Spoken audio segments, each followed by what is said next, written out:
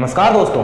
भारत का एक ऐसा राजा जिसने भारत को पूरे अखंड भारत के रूप में ही बदल डाला। जी हाँ दोस्तों, आप में से बहुत से लोग ऐसे होंगे जो अखंड भारत के बारे में बात करते होंगे, लेकिन क्या आपको पता है कि अखंड भारत का निर्माण आखिर किसने किया था?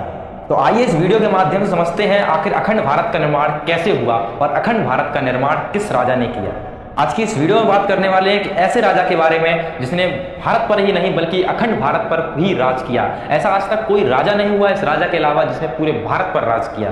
जी हाँ दोस्तों, मैं बात करने वाला हूँ चंद्रगुप्त मौर्य के बारे में, जिसने सिकंदर को भारत में आने से रोका और धनानंद की मृत्यु की और फिर मौर्य वंश की स्थापना की। अब आप लोगों में से बहुत से लोगों के मन में बस यही सवाल होगा कि आखिर ये धनानंद कौन था। तो दोस्तों, आपकी जानकारी के लिए बता दें कि धनानंद नंद वंश का अंतिम शासक था, जो कि बहुत मूर्ख शासक था। इसकी मूर्खता और नजरिए को देखकर इसकी जनता इससे बहुत ही परेशान होती थी। ये दिन भर दारू पीकर दासियों का नृत्य देखता रहता था। एक समय की बात है जब सिकंदर भारत पर आक्रमण करने के लिए तेजी से बढ़ रहा होता है। जब यह बात चाणक्य जी को पता चलती है तो वह धनानंद के दरबार में मगध पहुंचते हैं और मगध में पहुंचते हुए वह देखते हैं कि धनानंद तो दारू के होश में मग्न है। लेकिन फिर भी चाणक्य जी इनसे कहते हैं कि सिकंदर भारत पर आक्रमण करने वाला है, आप भी अपनी सेना को तैयार करें और यहाँ से जल्द उठें। लेकिन इनका अपमान करते हुए चाणक्य जी को धनानंद धक्का दे देता है। अपमान के साथ चाणक्य जी वहां से चल देते हैं और अपनी चोटी को खोलते हुए कहते हैं, धनानंद, मैं अपनी चोटी तभी बांधूंगा जब तक तेरा सर्वनाश नहीं कर देता।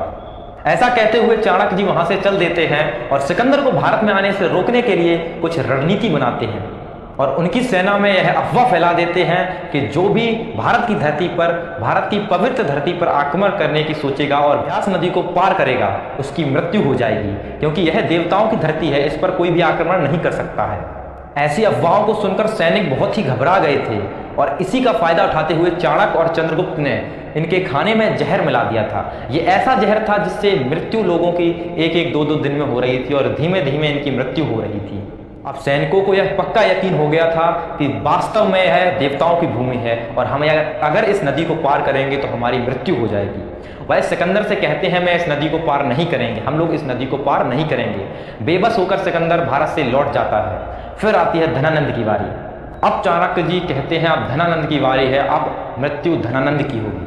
और चंद्रगुप्त की सहायता से चाणक्य जी धनानंद की मृत्यु कर देते हैं और मगध का अगला संस्थापक चंद्रगुप्त मौर्य को बनाते हैं और वहां से होती है मौर्य वंश की स्थापना।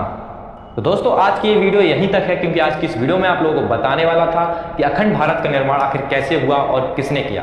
तो आगे की वीडियो में जानेंगे चंद्रगुप्त मौर्य के बारे में पूरी कहानी और पूरी रणनीतियों के साथ इनकी स्टेप बाय स्टेप कहानियों को देखेंगे।